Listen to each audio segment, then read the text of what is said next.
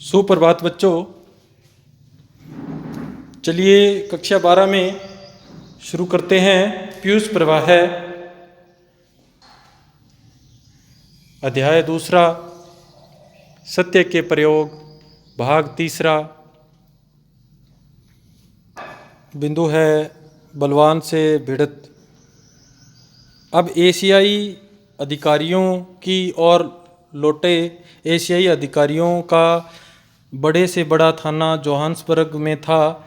मैं यह देख रहा था कि उस थाने में हिंदुस्तानी, चीनी आदि का रक्षण नहीं बल्कि भक्षण होता था।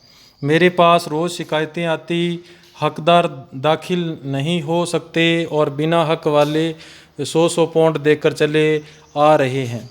इसका इलाज आप नहीं करेंगे तो और कौन करेगा। मेरी भी यही भावना थी। यदि यह तड़ान दूर न हो तो मेरा ट्रांसवाल में बसना व्यर्थ माना जाएगा। मैं प्रमाण जुटाने लगा। जब मेरे पास प्रमाणों का अच्छा सा संग्रह हो गया तो मैं पुलिस कमिश्नर के पास पहुंचा। मुझे लगा कि उसमें दया और न्याय की वृत्ति है। मेरी बात को बिल्कुल अनसुनी करने के बदले उसने मुझे धीरज से सुना और प्रमाण उपस्थित करने का कहा। गवाहों के बयान उसने स्वयं के लिए उसे विश्वास हो गया, पर जिस तरह मैं जानता था उसी तरह वह भी जानता था कि दक्षिण अफ्रीका में गोरे पंचों द्वारा गोरे अपराधियों को दंड दिलाना कठिन है। उसने कहा, फिर भी हम प्रयत्न तो करें। ऐसे अपराधी जूरी द्वारा छोड़ दिए जाएंगे। इस डर से उन्हें न पकड़वाना भी उचित नहीं है, इसलिए मैं उन्हें पकड़वाऊंगा। आपको मैं इतना विश्वास दिलाता हूं कि अपनी मेहनत में मैं कोई कसर नहीं रखूंगा। मुझे तो विश्वास था ही, दूसरे अधिकारियों पर भी संदेह तो था, पर उनके विरुद्ध मेरे पास कमज़ोर प्रमाण था। 2 के बारे में कोई संदेश नहीं था, अतएव 2 के नाम वारंट निकले।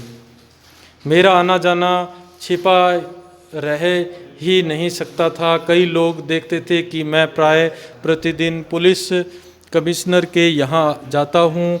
इन 2 अधिकारियों के छोटे बड़े जासूस तो थे ही, वे मेरे दफ्तर पर निगरानी रखते थे और मेरे आने जाने की खबरें उन अधिकारियों को पहुंचाते थे। यहाँ मुझे कहना चाहिए कि उक्त अधिकारियों का अत्याचार इतना ज़्यादा था कि उन्हें ज़्यादा जासूस नहीं मिलते थे। यदि हिंदुस्तानियों और चीनियों की मुझे मदद न होती तो ये अधिकारी पकड़े ही न जाते। इन 2 में से एक अधिकारी भागा। पुलिस कमिश्नर ने बाहर का वारंट निकालकर उसे वापस पकड़वाया। मुकदमा चला, प्रमाण भी मौजूद थे और एक के 2 भागने का प्रमाण जूरी के पास पहुंच चुका था। फिर भी दोनों छूट गए। मुझे बड़ी निराशा हुई। पुलिस कमिश्नर को भी दुख हुआ। वकालत से मुझे अरुचि हो गई।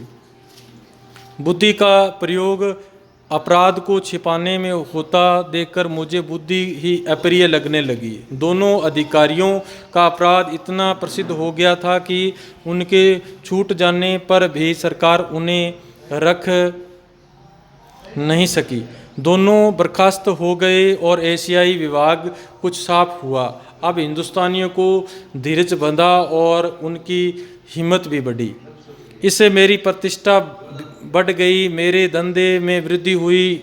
हिंदुस्तानी समाज के जो सैकड़ों पाउंड हर महीने रिश्वत में जाते थे, उनमें बहुत कुछ बचत हुई। तो यह तो नहीं कहा जा सकता कि पूरी रकम बची। बेईमान तो अब भी रिश्वत खाते हैं, पर यह कहा जा सकता है कि जो प्रामाणिक थे वे अपनी प्रामाणिकता की रक्षा कर सकते थे। तो ठीक है बच्चों, आज के लिए इतना ही। धन्यवाद। जय हिंद, जय भारत।